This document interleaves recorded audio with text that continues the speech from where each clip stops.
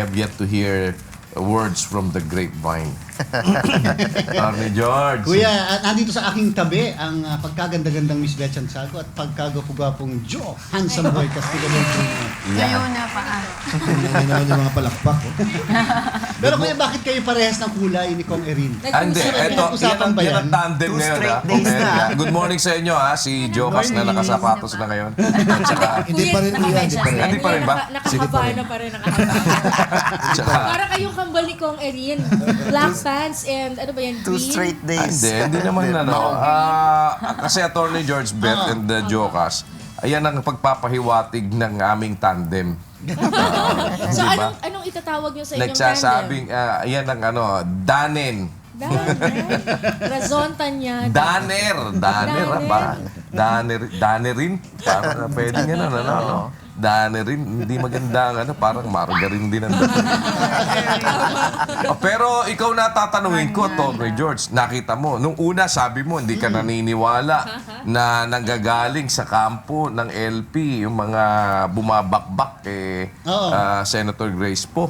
Ngayon, mismo si Senator Grace Poe na nagsasabi, mga kasama mo, binabanatan ako ng patagilid Anong malay mo kuya? Diretsahan, Ano yun, diretsahan, Anong kuya. malay mo, reverse psychology ang tawag doon. Na? Kung umamin, di swerte. Kung hindi umamin, na-drive yung point.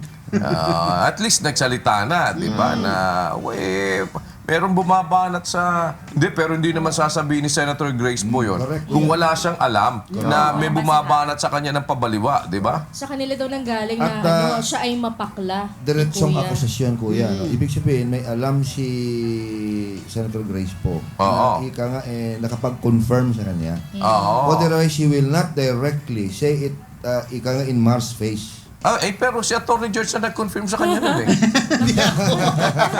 Hindi ba ikaw? Ayaw nga magsalita nito. Basta ayaw ko muna ayaw ko muna magsalita. Hindi sa bagay, sinabi ni Atty. George, hindi daw eh. Hindi Sabi niya, LP. hindi, pinagtatanggol niya pa nga nun. Sabi niya, nakita mo nga, nililigawan pa para maging katandem. Sabi ko naman, pwede naman palutangin mo na gano'n, di ba? Yun ang kakatwiran mo. Paano, tsaka kuya, paano kung biglang alimbawa, ngayon, talagang si Secretary Marros na ang nanligaw kay Senator Grace Poe. Kung halimbawa talagang, sige, ibigay natin na ang liberal ang nagpapa-disqualify sa kanya, halimbawa.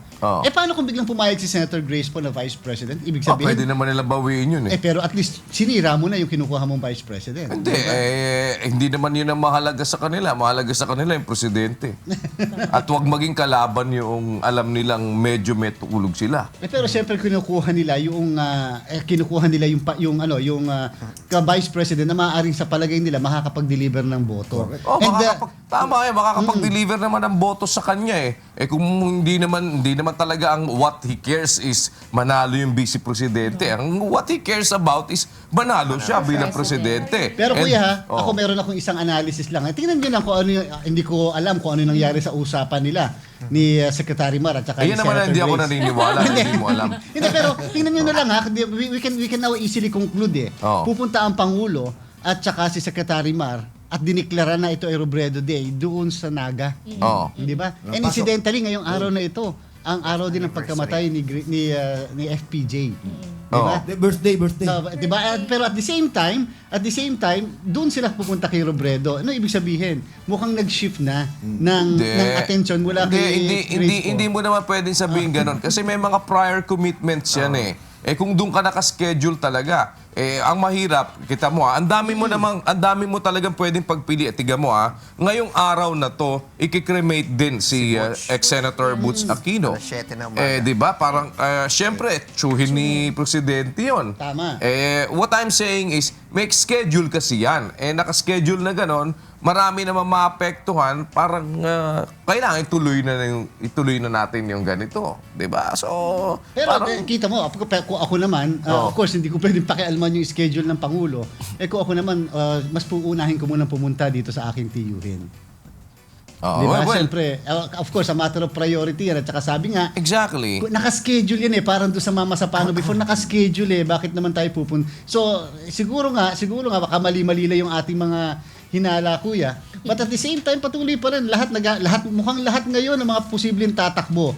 Wala pa mga vice president naman Maliwanag na wala pa kahit halimbawa si VP Duterte na. kung tatakbo, wala pa siyang Vice President. Si Hindi, Vice President Binay mukhang wala pa. Pero ako, alam ko may malinaw na tatakbong Vice President. Ay, ako alam ko rin. Oh, di ba? Si Senator Trillanes. Senator Cheese. Senator Trillanes. Senator Trillanes, sigurado talaga. Oh, Senator Trillanes, Senator Cheese. Kaya nga ano yan Pope Cheese di ba? Pope Francis di ba? Pope Francis, tama ba 'yon? Francis. Pwede. Pope Francis. Hindi, pero the way it is, the way I look at it, ang positioning kasi for you to say na wag mo na akong hintayin. 'Di ba? Para sinabi mo na rin sa nanliligaw sa iyo na wala kang maaasahan. Wala ka ng pag-asa. 'Di ba? Busted ka na. Ewan ko, Busted tama na. ba Busted ako na. doon Mr. Executive Secretary? Joe Castigador Jr. Nako, kung ako yun. Wala daw siyang alam doon, kuya, kaya binata pa hanggang ngayon. Tapos sinunod siya. Ha? Si Binata. si Jocas? Oo. Hindi, bakit ba? Bakit ba binata pa hanggang ngayon si Jocas? Alam mo, kuya. May iniintay ka? Hindi ako makapagpili, kuya, mula noon pa. Nahihirapan siya pumili. Binabasted niya lagi ang lahat ng posible mapili. Masyadong mataas yung standards ni Nabasted. Parehas kami ni Senator Grace po, kuya. Huwag nyo na ako antayin pa. Ang edad ni Tito Joe, 888 years. Yun. Akala ko, talagang masyado ka na-frustrate kay Mary Walter. Grabe ang tandaan. Patay na yun.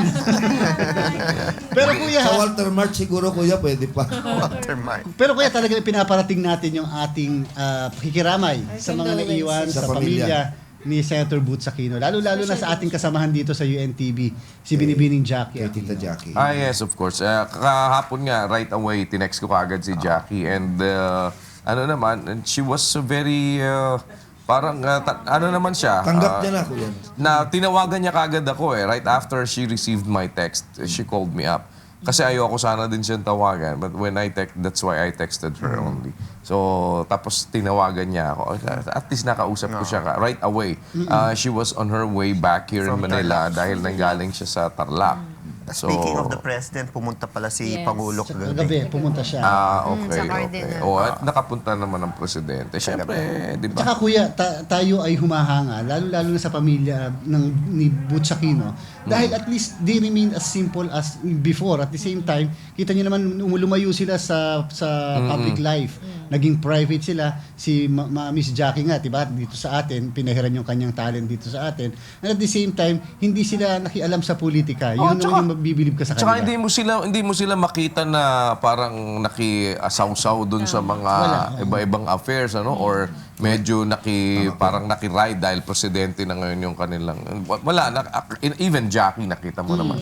And incidentally, kuya, since ilang araw mula ngayon ay ating guguritain na rin yung pagkamatay ni Senador na Ninoy Aquino, hindi ba, hindi pa pwede yung kadakilaan at yung heroism ni Ninoy Aquino na hindi mo titingnan din ng isang Boots Aquino.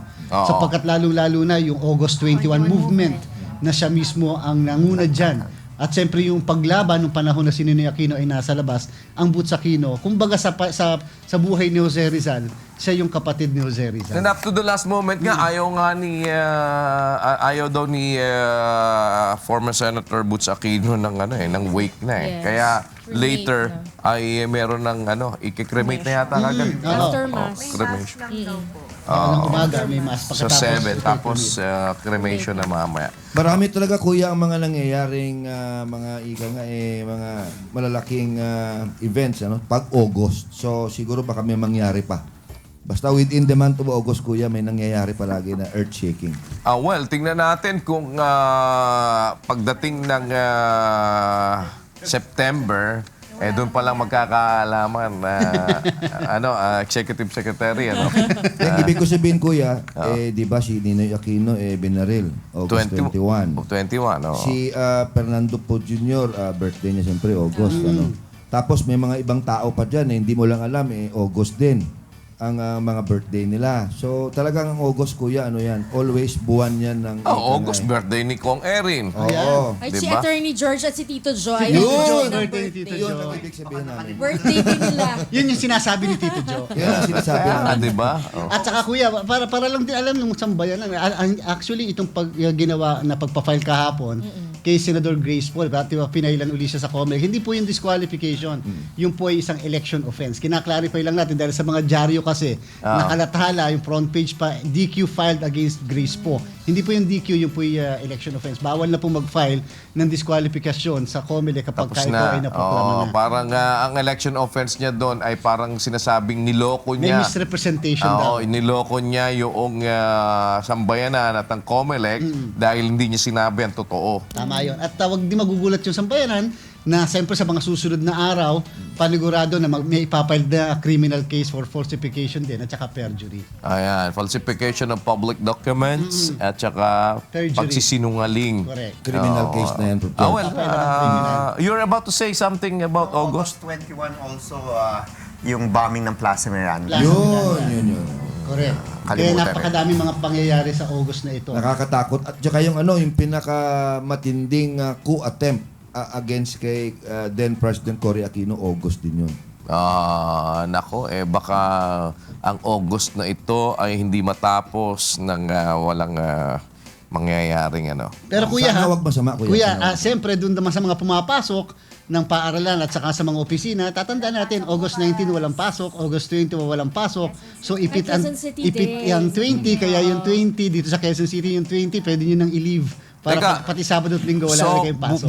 bukas 19 na eh. 19. Walang pasok bukas dito sa Quezon City, Quezon kuya. City Day. Quezon Day. Birthday. Birthday ni Manuel Okay, mabuti Luis pa sila, walang pasok.